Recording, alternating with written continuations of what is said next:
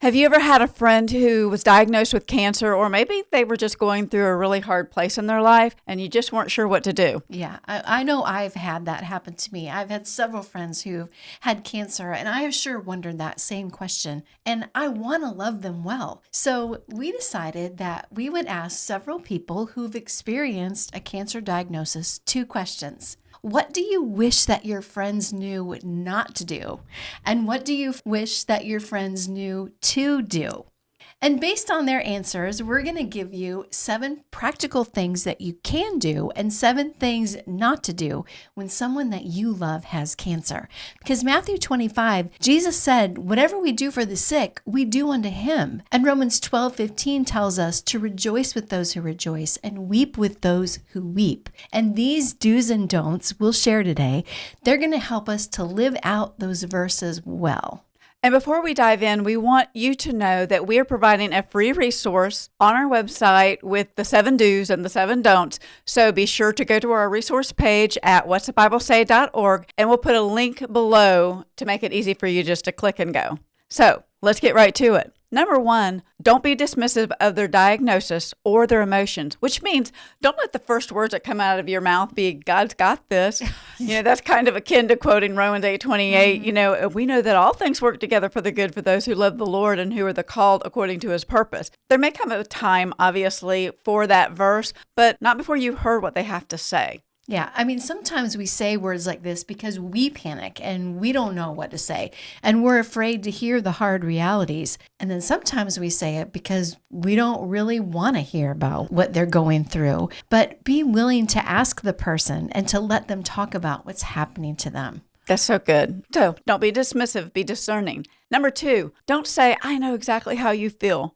Boy, isn't that the truth? Yeah, no one really knows how another person feels. So saying this makes people feel like this major event in their life isn't a big deal. But it is. And we need to put our experience on the back burner and truly listen to what they are feeling and what they are experiencing. So that was number 2. And here's the third thing Minnie said. Don't tell them about your friend so-and-so who had cancer and this is what happened to them. This is not useful. And again, it's a way of dismissing the struggle that they're facing. And it says to the one that is hurting that you're not seeing me. Yeah, this makes a lot of sense to me because I can remember going through my divorce, which I know is not cancer, but I knew a gazillion people who had been divorced before me. But knowing that didn't make my situation any less painful or devastating. In the same way, your friend knowing that your aunt's neighbor has the same type of cancer that you had, it's probably not going to help them either. Now, if that person you know would be an encouraging resource, that's a different story. But just blabbing about all the people you know who have the same cancer, that's really not helpful at all.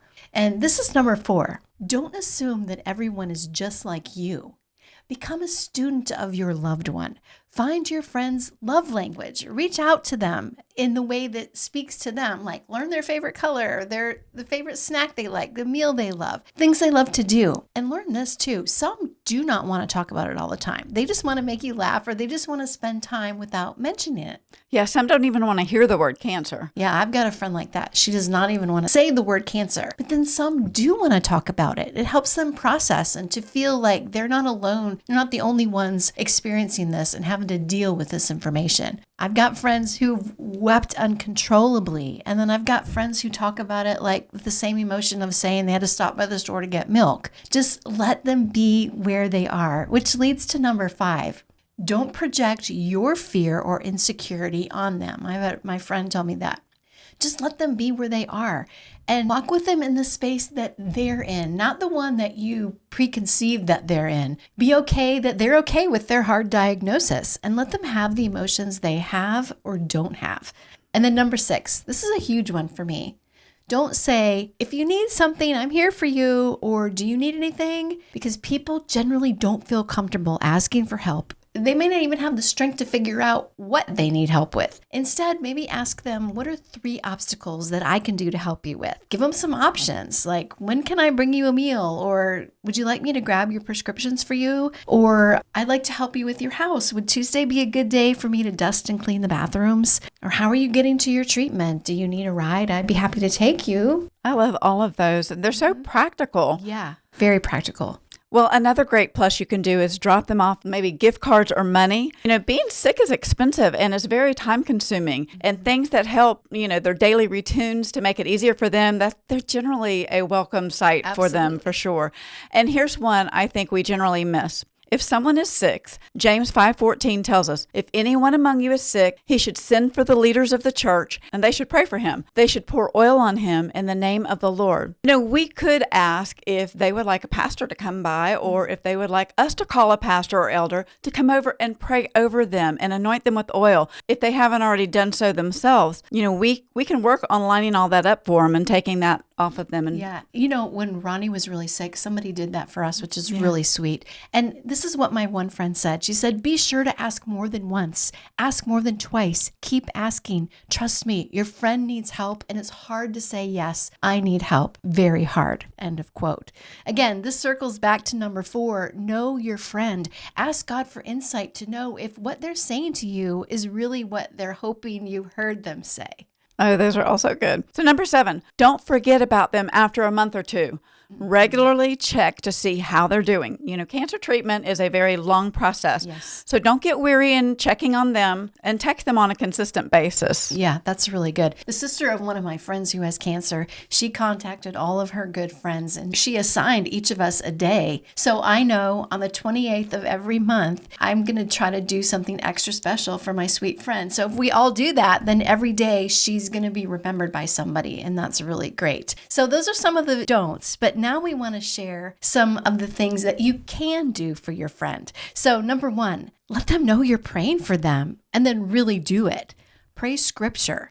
Prayer is the strongest weapon that we have against any mountain that we face, and no stronghold can win with an army of prayer warriors. And when people are sick, sometimes it's hard for them to think, much less pray. And maybe they don't know Jesus, so they're not going to pray. And I'm reminded of friends like the sick man in Luke chapter 5, verses 17 through 19.